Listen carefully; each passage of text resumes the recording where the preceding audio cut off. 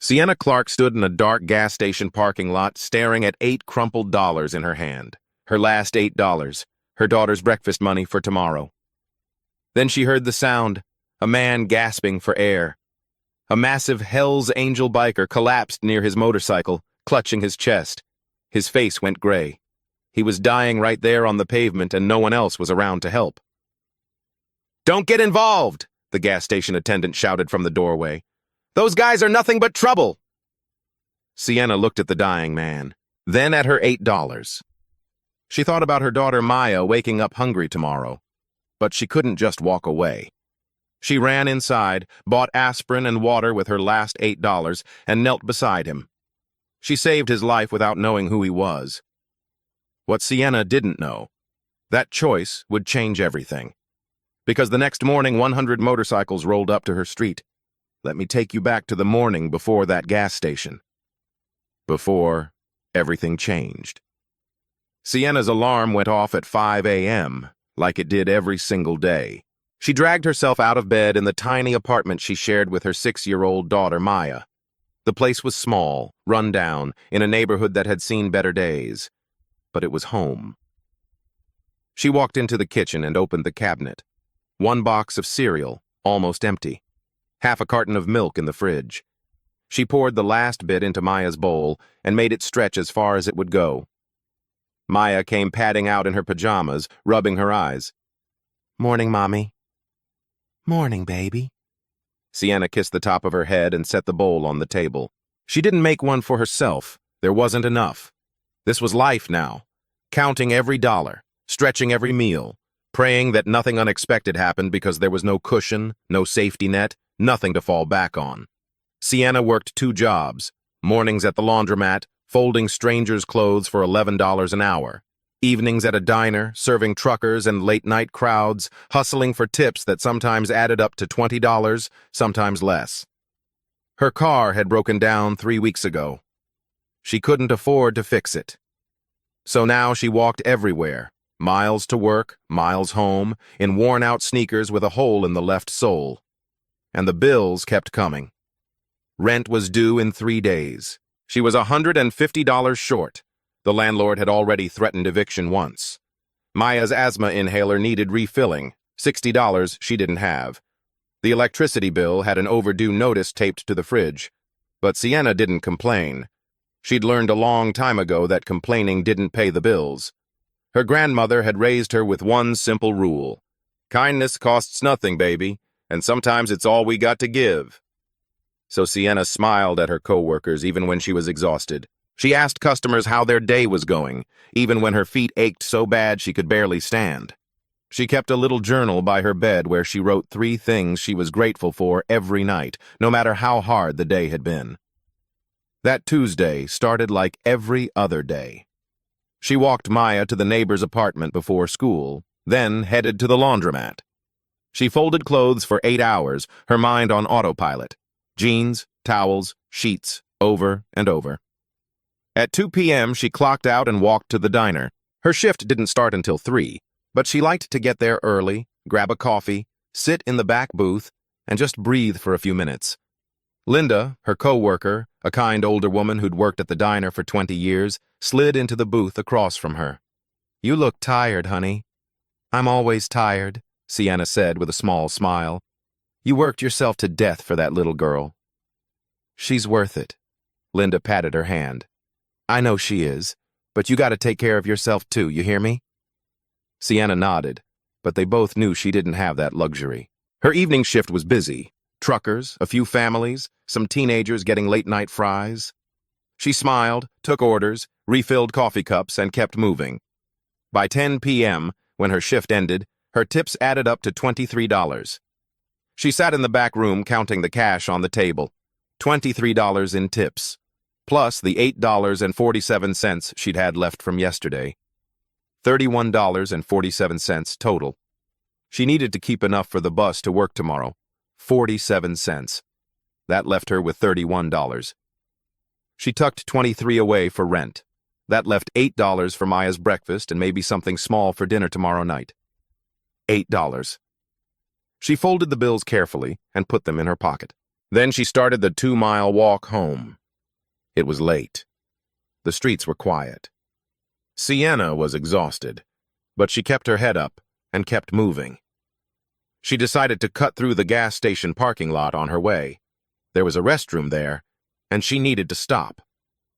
That's when everything changed. That's when she heard the man gasping for air. And in that moment, Sienna Clark had a choice to make. A choice that would cost her everything she had. A choice that would save a life. A choice that would reveal who she really was when no one was watching. She had no idea that this one decision would change her life forever. Sienna pushed open the gas station restroom door and stepped back outside into the parking lot. The fluorescent lights overhead flickered and buzzed. It was just past 11 p.m., and the place was almost empty. That's when she saw him. A man, massive, probably 6'3", with a thick gray beard and arms covered in tattoos, leaned against a chrome motorcycle under one of the lights. He wore a black leather vest with patches all over it. Hell's Angels. Even from a distance, Sienna could see the skull logo. She'd heard stories about guys like him. Everyone had. Dangerous. Criminal. Stay away. She started walking toward the street, minding her own business. Then the man stumbled. His hand shot to his chest, his face twisted in pain. He dropped to one knee, gasping. Sienna stopped. The man collapsed onto the pavement, flat on his back. His breathing came in short, desperate bursts. His lips were turning blue. She stood there, frozen. Every instinct screamed at her to keep walking. This wasn't her problem. She had Maya to think about. She had enough trouble in her own life. But then she heard it, a sound that made her blood run cold. The man wasn't breathing anymore. His chest had stopped moving. "Hey!" Sienna shouted toward the gas station. "Hey, someone call 911!" The attendant, a white guy in his 30s, stepped outside with a cigarette in his hand. He looked at the man on the ground, then at Sienna. "Lady, you crazy? That's a Hell's Angel. Leave him alone. He's probably high on something." "He's having a heart attack," Sienna said, her voice rising. The attendant shrugged. "Not our problem. Those guys are nothing but trouble. Trust me, you don't want to get involved." An older man, maybe 60, white, wearing a trucker hat, walked out of the store with a bag of chips. He saw the scene and shook his head. He walked over to Sienna and grabbed her arm gently. "Miss, listen to me. Don't get involved. People like that? They're dangerous. You've got a kid to think about, don't you? I can tell. Just walk away." Sienna pulled her arm back. "A man is dying." The trucker shook his head again, muttered something under his breath, and walked to his car. He drove off without looking back. Sienna stood there alone in the parking lot. The attendant went back inside, leaving her with the dying man. She looked down at him. His chest wasn't moving. His face was gray. She thought about her grandmother. Years ago, her grandmother had collapsed on a city sidewalk. A stroke. People walked past her. No one stopped. By the time someone finally called for help, it was too late. Sienna had been 12 years old when she got that phone call. She'd never forgotten it. She dropped to her knees beside the man. Sir, can you hear me?" His eyes fluttered open just barely. He tried to speak, but only a wheeze came out. "Heart, meds, forgot." Sienna pulled out her phone. 1 bar of signal, 10% battery. She dialed 911. The call dropped. "Damn it!" She stood up and ran toward the gas station. She burst through the door. "Call an ambulance right now! He's dying out there!" The attendant rolled his eyes but picked up the phone behind the counter. Sienna didn't wait. She scanned the shelves, grabbed a bottle of aspirin and a bottle of water. She ran to the counter and slammed them down. "How much?" $6.50. She pulled the $8 from her pocket, Maya's breakfast money, and handed it over. The attendant gave her $1.50 in change. She didn't wait for a receipt. She ran back outside. The man was still on the ground, barely conscious. Sienna twisted the cap off the aspirin bottle, shook 2 tablets into her hand, opened the water, and knelt beside him. Hey, look at me. I need you to chew these. Can you do that?" He opened his mouth weakly. She placed the tablets on his tongue. "Chew. Come on." He chewed slowly, wincing. She held the water bottle to his lips, and he took a small sip. "Help is coming," she said, her hand on his shoulder. "You're going to be okay. Just stay with me." His hand reached up and grabbed hers. His grip was weak, but it was there. "What's your name?" he whispered, his voice barely audible. "Sienna. Sienna Clark." "Sienna," he coughed. You saved my life." "Not yet. But I'm trying." In the distance, sirens wailed. They were getting closer. Then, out of nowhere, another motorcycle roared into the parking lot. A younger guy, maybe 30, also wearing a vest, jumped off and ran over. "Hawk! Oh my God, Hawk!" He dropped to his knees on the other side of the man. He looked at Sienna, his eyes wide with shock. You helped him?" "He needed help," Sienna said simply. The younger guy stared at her like she'd just done something impossible. "Most people cross the street when they see us." Sienna didn't respond. She just kept her hand on Hawk's shoulder until the ambulance pulled into the lot. The paramedics rushed over with a stretcher and equipment. One of them looked at Sienna. "Did you give him aspirin?" "Yes, 2 tablets, maybe 3 minutes ago." The paramedic nodded. "Smart move. You probably just saved his life." They loaded Hawk onto the stretcher. He reached out and grabbed Sienna's wrist one more time. His eyes locked onto hers. "Tell them Hawk sent you." She had no idea what that meant. The younger guy stood up as the ambulance doors closed. He walked over to Sienna, pulled a business card from his wallet, and handed it to her. It was plain white with just a phone number and a small logo, a crown with wings. "My name's Cole," he said. "Hawk's gonna want to thank you. Please, call this number tomorrow."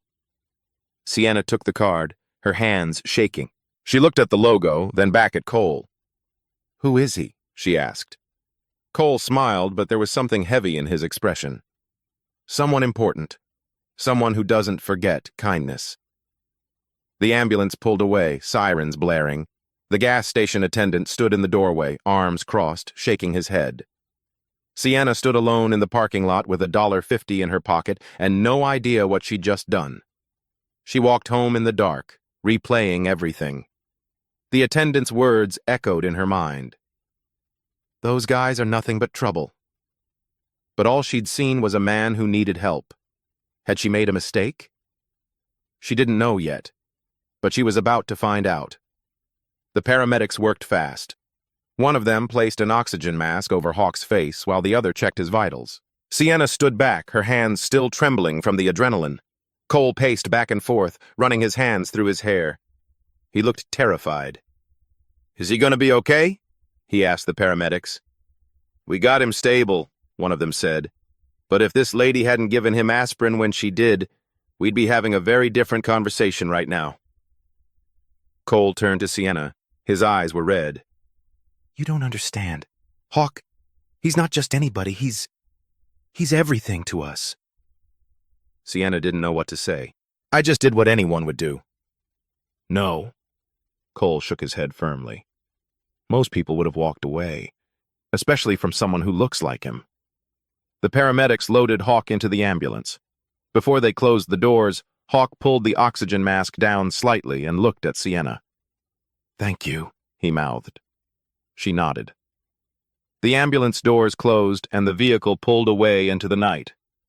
Cole stood there for a moment, watching it disappear. Then he turned back to Sienna. "You got kids?" The question caught her off guard. "Yeah, a daughter, Maya. She's 6. "What's your situation? Are you working?" Sienna hesitated. She didn't know this man, but something about the way he asked, gentle, genuine, made her answer. "2 jobs. We're managing." Cole looked down at her shoes. The hole in the left sole, her worn jeans, the exhaustion written all over her face. "Yeah," he said quietly. "I bet." He pulled out his wallet. It was thick with cash. He started counting bills. "Let me give you something. For the aspirin. For your time. For what you did." Sienna stepped back. "No. Please." I said no. Her voice was firm. I didn't do it for money. Cole stopped. He stared at her for a long moment. Then why? Because he needed help. That's it. Cole slowly put his wallet away. He studied her face like he was trying to memorize it. Then he reached into his pocket and pulled out a business card, the same one he'd shown her before, plain white, phone number, Crown with Wings logo. Hawk's gonna want to thank you himself, Cole said. Tomorrow afternoon, please call this number. Sienna took the card, planning to throw it away the moment she got home. I'll think about it. Please, Cole said again. There was something almost desperate in his voice. Just call, that's all I'm asking. She nodded, slipping the card into her pocket. Cole got on his motorcycle. Before he rode off, he looked back at her one more time. You're a good person, Sienna Clark. Don't ever let anyone tell you differently. Then he was gone. Sienna stood alone in the gas station parking lot. The attendant had gone back inside. The fluorescent lights buzzed overhead.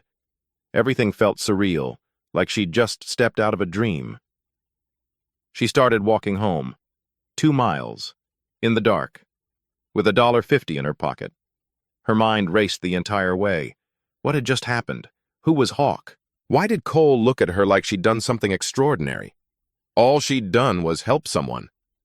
But the way they reacted, it was like no one had ever helped them before. She thought about the attendant's warning. Those guys are nothing but trouble. She thought about the trucker who'd told her to walk away. Maybe they were right. Maybe she just made a huge mistake. Maybe tomorrow she'd wake up and regret everything. But she couldn't shake the image of Hawk lying on that pavement, his chest not moving, his face turning gray. If she'd walked away, he'd be dead. That was the truth. And she didn't know how to regret saving someone's life. By the time she got home, it was nearly 1 a.m. Her neighbor, Mrs. Lane, an older woman who watched Maya when Sienna worked late, was asleep on the couch with Maya curled up beside her. Sienna gently shook Mrs. Lane awake. I'm home.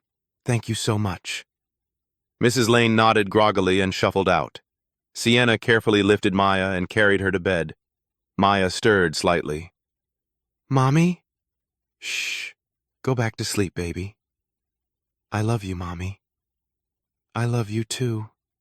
Sienna tucked the blanket around her daughter and kissed her forehead. Then she walked back to the kitchen and sat down at the small table. She pulled the business card out of her pocket and stared at it. The Crown with Wings logo glinted under the dim overhead light. She turned it over. Nothing on the back. Just a phone number.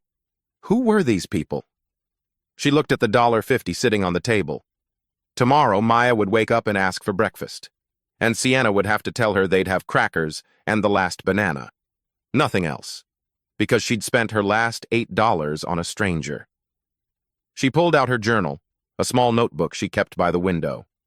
Every night, no matter how hard things were, she wrote down 3 things she was grateful for. It was something her grandmother had taught her. She opened to a blank page and wrote, 1. Maya is healthy. 2. I helped someone tonight. 3. Tomorrow is a new day. She closed the journal and looked at the business card again. She set it on the nightstand beside her bed. Then she lay down, exhausted, and closed her eyes. She had no idea what tomorrow would bring. She had no idea that across town, in a hospital room, Hawk was telling Cole to gather everyone. She had no idea that her name was being spoken in rooms she'd never seen, by people she'd never met. She had no idea that her life was about to change in ways she couldn't even imagine. All she knew was that she'd done the right thing. And sometimes, that's all you can do. Even when it costs you everything. Sienna's alarm went off at 5 a.m., just like always. She dragged herself out of bed, her body aching from the long day before. She walked into the kitchen and opened the cabinet. 1 banana, a handful of crackers. That was it. She split the banana in half, arranged the crackers on a plate, and poured a glass of water. Maya came padding out in her pajamas, rubbing her eyes. Morning, Mommy. What's for breakfast? A special breakfast today, baby. Sienna forced a smile. Banana and crackers. Your favorite. Maya didn't complain. She never did. She climbed into her chair and started eating. Sienna didn't make anything for herself. There wasn't enough. She sat across from Maya, watching her eat, trying not to think about how empty the cabinets were. Trying not to think about the $8 she'd spent last night. Then came a knock at the door. Sienna frowned. It was barely 7 a.m. Who would be knocking this early? She opened the door. Mrs. Johnson stood there, her neighbor, a black woman in her 60s who'd lived on this street for 30 years. She had her arms crossed and a deep frown on her face. "Sienna, baby," Mrs. Johnson said, her voice tight. "We need to talk." "Good morning, Mrs. Johnson. Is everything okay?" Mrs. Johnson stepped closer and lowered her voice. "I heard you helped one of those biker thugs last night. One of those Hell's Angels." Sienna's stomach dropped. How did she know? "He was having a heart attack, Mrs. Johnson. I had to—" "Child, those Hell's Angels are criminals," Mrs. Johnson cut her off. "Drugs, violence, all kinds of mess. What were you thinking? You got Maya to think about." "He was a human being who needed help," Sienna said, her voice steady but quiet. "That's all I saw." Mrs. Johnson shook her head, disappointment written all over her face. "You're too kind for your own good, Sienna. That kindness is going to get you hurt one day. Mark my words." She turned and walked back to her apartment, leaving Sienna standing in the doorway. Sienna closed the door slowly and leaned against it. Her hands were shaking. Had she made a mistake? She looked at Maya, still eating her crackers, completely unaware of the conversation that had just happened. Sienna forced herself to breathe. "Finish up, baby. Time to get ready for school." At the laundromat, Sienna folded clothes on autopilot. Her mind kept replaying Mrs. Johnson's words. "That kindness is going to get you hurt." Linda, her co-worker, noticed. She walked over and sat down beside Sienna. "You okay, honey? You look like you didn't sleep." Sienna hesitated, then told her everything. The gas station, the biker, the heart attack, using her last $8. Linda's eyes went wide. "You helped a Hell's Angel? Girl, you're braver than me." "Or stupider," Sienna muttered. "According to Mrs. Johnson." Linda reached over and squeezed her hand. "Baby, you did what your heart told you to do. Don't let anyone make you feel bad about that." "But what if she's right? What if I brought trouble into my life?" Linda looked her in the eye. "You saved a man's life, Sienna. That's never the wrong thing to do."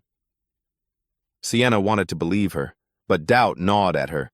During her break, she pulled out the business card. She stared at the Crown with Wings logo, turning it over in her fingers. She pulled out her phone and typed a text message to the number on the card. "Hi, this is Sienna Clark. Cole gave me this number." She hit send before she could change her mind. Within seconds, her phone rang. She stared at the screen. Unknown number. She let it go to voicemail. A minute later, she listened to the message. "Sienna, it's Cole. Hawk wants to meet you today. Can you come to Murphy's Diner on 5th Street at 3 p.m.? It's important, please." Sienna's heart pounded. Linda leaned over. "What did they say?" "They want to meet me, this afternoon." "Then go," Linda said. "What's the worst that could happen? Free coffee?" Sienna tried to smile, but her stomach was in knots. She was off work at 2 p.m. She could make it to the diner by 3. But what would people think? What would Mrs. Johnson say if she found out? What if this really was a mistake? As she left the laundromat that afternoon, she noticed something. 2 motorcycles parked across the street. 2 men in vests, watching. When she looked at them, they nodded respectfully. Then they rode off. Sienna stood on the sidewalk, her heart racing. What had she walked into? And more importantly, could she walk back out? Sienna took the bus to 5th Street. Her hands wouldn't stop shaking. As the bus turned the corner, she saw them. Motorcycles. Dozens of them. Parked in perfect rows outside Murphy's Diner. Chrome gleaming in the afternoon sun. Her stomach dropped. The bus stopped. Sienna almost stayed in her seat. But something made her stand up and walk toward that diner. Bikers lined the sidewalk. Big men with tattoos and gray beards. Women, too, arms crossed, standing tall. all wearing vests with patches. They weren't loud. They weren't threatening. They were waiting. As Sienna walked past, each one nodded to her. One older man tipped his cap. Sienna's heart pounded. What did that mean? She reached the door, took a breath, and walked inside. Every booth and table was filled with bikers. The diner was dead silent. Every single person turned and looked at her. Cole appeared from the back, smiling. "Sienna, thank you for coming. Hawk's waiting." As they walked through the diner, something incredible happened. The bikers stood up. One by one, as she passed, they rose to their feet like a wave moving through the room. Sienna had no idea what it meant, but it felt sacred. Cole led her to a corner booth. Hawk sat there, looking better than last night. When he saw her, he stood slowly, wincing. "Sienna Clark, please, sit." She slid into the booth. Hawk studied her. "How are you feeling?" "I'm fine. How are you?" "Doctor said if you hadn't acted fast, I'd be dead. Heart attack." "I'm just glad you're okay." Hawk leaned forward. "Cole told me everything. You wouldn't take money. You've got a daughter. 2 jobs. You used your last $8 to save my life." Sienna shifted uncomfortably. "It wasn't about money." "I know. That's why I wanted to meet you." He pulled out a photograph and slid it across the table. A younger Hawk stood beside a woman. Between them was a little girl, maybe 7, with bright eyes and a huge smile. "That's my daughter," Hawk said quietly. "Her name was Lily." "Was?" "Leukemia. She was 7. We couldn't afford treatments fast enough. By the time we got the money, it was too late." Sienna's throat tightened. "I'm so sorry." Hawk's jaw tightened. "After she died, I made a promise. Anyone who shows real kindness, especially when they've got nothing, I help them. It's what Lily would have wanted." Sienna didn't know what to say. Hawk looked her in the eye. "Tomorrow morning, something's gonna happen. Don't be scared. Just trust me." "What do you mean?" Hawk smiled. "You'll see." He stood, shook her hand, left cash on the table, and walked out with Cole. Sienna sat alone, surrounded by silent bikers, completely lost. An older biker leaned over. "You did good, miss. Real good." She had no idea what he meant. Back on Sienna's street, the neighborhood buzzed with talk. Mrs. Johnson stood on her porch with Mr. Rodriguez, a man in his 40s from 3 doors down. "That girl Sienna is mixed up with those bikers now," Mrs. Johnson said. "I told her no good would come of it." Mr. Rodriguez frowned.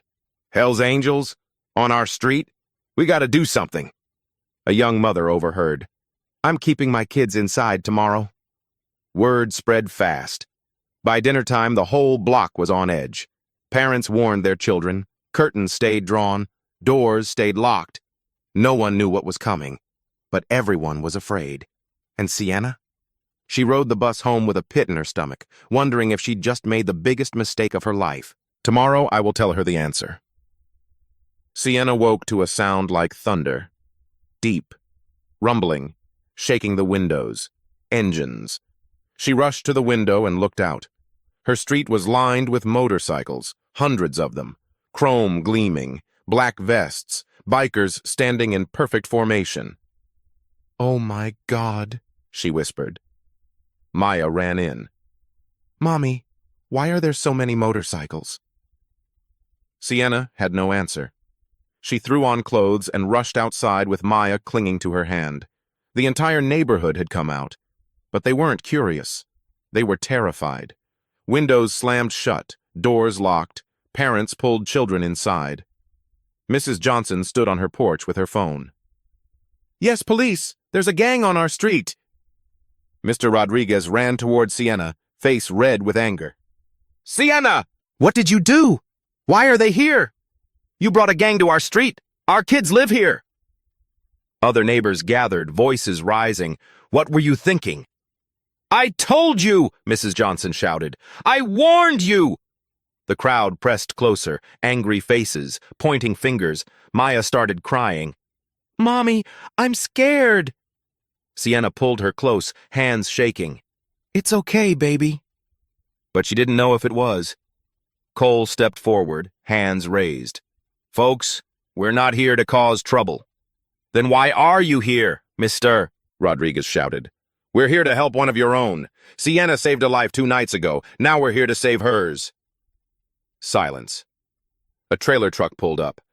Bikers started unloading boxes. Cole turned to the crowd. "My name is Cole.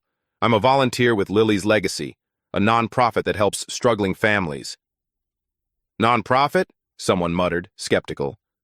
"Hawk, the man Sienna saved, is our founder. He started Lily's Legacy after his daughter died of leukemia. We've helped over 3,000 families in 20 years. We raise money, build homes, and pay medical bills." Mr. Rodriguez's face changed. "Wait. Lily's Legacy? You helped my cousin in Detroit. Miguel Rodriguez, veteran with PTSD. You paid for his therapy." Cole nodded. A woman gasped. "You paid for my son's heart surgery 2 years ago." Another voice. "You saved my grandmother's house from foreclosure."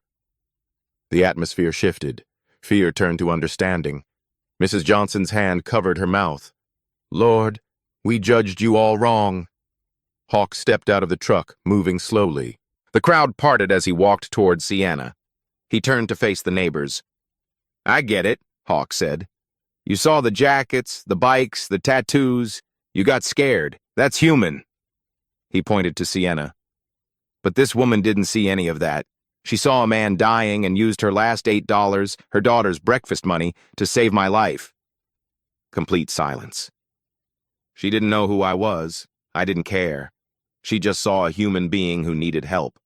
That's the world I'm trying to build, where people see people, not stereotypes." Mr. Williams, an elderly black man who'd lived here 40 years, stepped forward with wet eyes. "I judged you by your jacket, not your heart. I was wrong. I'm sorry." He extended his hand. Hawk shook it. "We all make mistakes, sir." One by one, neighbors approached, apologizing. "Thanks," shaking hands. Mr. Rodriguez walked to Sienna. "I'm sorry I yelled. You were braver than all of us." Sienna couldn't speak. Hawk turned to her. "You gave me a second chance. Let me give you one." He handed her an envelope. Inside, a check for $25,000. Sienna stared, unable to process it. "For rent, medical bills, whatever you need," Hawk said. There was more. A letter on official letterhead. "Lily's Legacy offers you community outreach coordinator, salary $52,000 year, full benefits, health insurance. Start in 2 weeks." Sienna's knees buckled. She dropped to the ground, sobbing. Maya knelt beside her. "Mommy, why are you crying? Happy tears, baby." The neighbors erupted in applause. Some cried too. Engines revved, a thunderous celebration echoing down the street. Mrs. Johnson pulled Sienna into a hug. "Baby, you showed us how to be better. I'm so sorry." Hawk knelt beside Sienna, wincing. "One more thing." He pulled out a car key. "We bought your car from Impound, fully repaired. It's around the corner." Sienna looked up, face streaked with tears. "Why? Why all this?" Hawk's eyes glistened. 20 years ago, my daughter died because we didn't have enough money. I swore I'd never let that happen to another family. You saved my life with your last dollars. Didn't hesitate. Didn't ask for anything. That's who the world needs. That's who I need. I'm nobody special. You're wrong. You're exactly who we've been looking for." Cole stepped forward. "There's more. Come." He led her to the trailer. Inside, furniture, a bed for Maya, groceries, toys, school supplies, clothes. Sienna laughed through tears, disbelief and joy mixing. "This is too much." "It's not enough," Hawk said, "but it's a start." Bikers began unloading. The neighbors, terrified an hour ago, stepped forward to help. Mr. Rodriguez grabbed a box. "Where do you want this?" Mrs. Johnson directed traffic. "Careful with that bed." The young mother who'd locked her kids inside now had them helping carry toys. The entire street came together. Fear and prejudice transformed into community and love. Hawk stood beside Sienna. Tomorrow we start planning the community center, right here. Community center? Clark House, named after you. Sienna shook her head, crying. You can't. I can. And I am. Maya tugged her hand. Mommy, they brought me a bike. Sienna looked at her daughter's face. Pure joy, no fear. And something inside her broke open. For the first time in years, she felt real hope. Thank you, she whispered to Hawk. You already thanked me, Hawk said. You saw me. Not the vest, not the tattoos. Just me. That's all I needed. By noon, Sienna's apartment looked like a completely different place. The old, sagging couch was gone, replaced by a sturdy new one with soft cushions. The wobbly kitchen table? Now a solid wooden dining set with 4 matching chairs. Maya's mattress on the floor? A real bed with a frame, fresh sheets, and pillows. Bikers moved furniture in while neighbors helped unpack boxes. Mr. Rodriguez assembled Maya's new bed. Mrs. Johnson organized the kitchen cabinets with new plates and glasses. Maya ran from room to room, eyes wide with wonder. Mommy, look! I have a real desk, and books, and toys! Sienna stood in the middle of it all, overwhelmed. Hawk sat down on the new couch and patted the spot beside him. Sit. Let's talk. Sienna sat, still in shock. I want to explain the job, Hawk said. What we'd need from you. I'll do anything, Sienna said. I just want to help. Hawk smiled. We get hundreds of requests every month. Single moms, veterans, families who can't afford medical care. I need someone who understands struggle, who can look someone in the eye and see their heart. That's me. I know. That's why you're hired. He pulled out a folder with blueprints inside. But there's more. I want to open a community center, right here in this neighborhood. Sienna's eyes widened as she looked at the drawings. Here? Why not? This is where people need it most. Job training, food bank, after-school programs for kids like Maya. A medical clinic. That's incredible. Hawk pointed to the top of the blueprint. 2 words. Clark House. We're naming it after you. Sienna shook her head. You can't do that. I didn't do anything special. Hawk looked her in the eye. You saved my life with your last $8. That's the definition of special. Tears filled Sienna's eyes again. Your job is to find people who need help, Hawk continued. You'll visit families, review applications, connect them with resources. Everything you went through, that pain you felt trying to make ends meet, that's your superpower now, because you know exactly what they're going through. Sienna nodded, wiping her eyes. When do I start? 2 weeks. That gives you time to quit your other jobs and settle in. Hawk pulled out a benefits packet. Health insurance starts on day 1. Covers everything, including Maya's asthma medication. Completely. Sienna's breath caught. Completely? Completely. No copays. No deductibles. You'll never have to choose between her inhaler and groceries again. She broke down, sobbing. Hawk waited patiently until she could breathe again. There's one more thing, he said. He pulled out a vest. Not a Hell's Angels vest, but a volunteer vest for Lily's legacy. The crown with wings embroidered on the back. You're one of us now. Family. Sienna took the vest with shaking hands. She put it on and looked in the mirror hanging on the wall. She barely recognized herself, but in a good way. Your first job? Hawk said. Find someone in this neighborhood who needs help. Use those same instincts that saved me. Then we'll help them together. Sienna thought for only a second. Mrs. Patterson, 3 doors down. She's 80. Can't afford her heart medication. I've seen her cutting pills in half to make them last. Hawk smiled. Then let's go. They walked to Mrs. Patterson's apartment. Sienna, Hawk, and Cole. Sienna knocked. Mrs. Patterson opened the door slowly, surprised to see people on her doorstep. Sienna, what's going on, dear? Mrs. Patterson, I'd like you to meet some friends. We're here to help. They sat in Mrs. Patterson's small living room. Hawk explained Lily's legacy while the elderly woman listened, tears forming in her eyes. "Ma'am, what do you need most right now?" Hawk asked. Mrs. Patterson's voice shook. "My heart medication, I can't afford it anymore. I've been cutting the pills in half, but I'm almost out." Hawk pulled out his phone and made a call. "We'll have your prescription filled and delivered today. Full 3-month supply. No cost to you." Mrs. Patterson grabbed Sienna's hand. "You did this?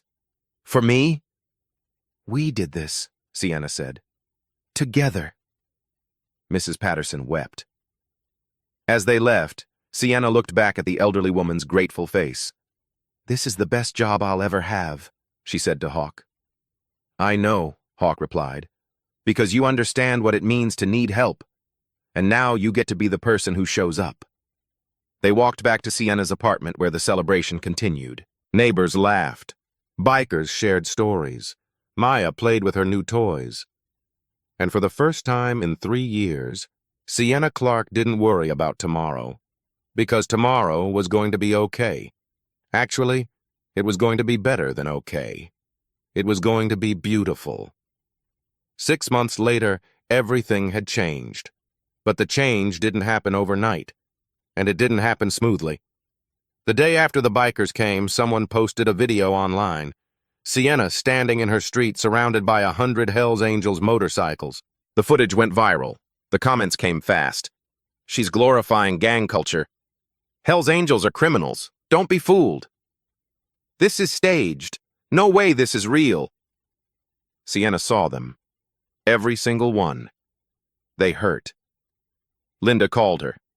"Ignore them, honey. They don't know the truth." But the negative comments kept coming for weeks. Then something shifted. Families Lily's legacy had helped start sharing their own stories, videos, posts, testimonials. A veteran in Ohio, "They gave me housing when I had nothing." A single mother in Pennsylvania, "They paid for my daughter's surgery. She's alive because of them." An elderly man in Michigan, "They saved my home." The comments changed. "I was wrong about bikers. This is what real charity looks like." Faith in humanity restored. Within a month, the hashtag #Lily's Legacy was trending. Month 1. Sienna sat at her new desk in the Lily's Legacy office. A nameplate in front of her read, "Sienna Clark, Community Outreach Coordinator." She reviewed applications, made phone calls, visited families. Maya thrived in her new school. Her inhaler sat on the counter, always full, always accessible. No more cutting corners. No more fear. Month 2. A vacant lot in Sienna's neighborhood became a construction site. Clark House was rising from the ground. At the groundbreaking ceremony, Sienna stood with a shovel surrounded by bikers and neighbors. Local news cameras filmed everything. The reporter asked, "How does it feel to have a community center named after you?" Sienna smiled. "It's not about me. It's about what happens when people choose kindness over fear." Month 3. Sienna met Marcus, a young black veteran, 32 years old, living in his car. She sat with him in a coffee shop. "Tell me what you need." "A place to sleep. A job. A reason to keep going." Within a week, Lily's legacy placed him in transitional housing and enrolled him in a job training program. 3 months later, Marcus worked at a local factory. He had his own apartment, a paycheck, hope. He came back to thank Sienna, shaking her hand with tears in his eyes. "You gave me a second chance." "No," Sienna said. "You gave yourself a second chance. I just opened the door." Month 4. Clark House opened. The ribbon-cutting ceremony drew hundreds of people. Sienna and Maya cut the ribbon together, both laughing. Inside, the building buzzed with life. A job training center, a food bank, an after-school program, a medical clinic offering free checkups. On opening day, 43 people came through the doors seeking help. All 43 left with something they needed. Month 5. Testimonials poured in. Rosa, a Latina mother of 3. "Lily's legacy paid for my daughter's surgery. Without them, I would have lost her." Mr. Williams, the elderly man who'd apologized to Hawk on Sienna's street. They paid my property taxes. I get to keep my home because of them. A teenage girl, 16, with dreams of college. The after-school program helped me get a scholarship. I'm going to study medicine. Month 6.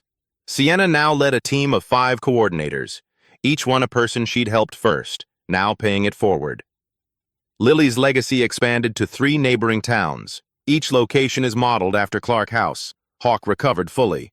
He spent his days visiting the centers, meeting families, and shaking hands.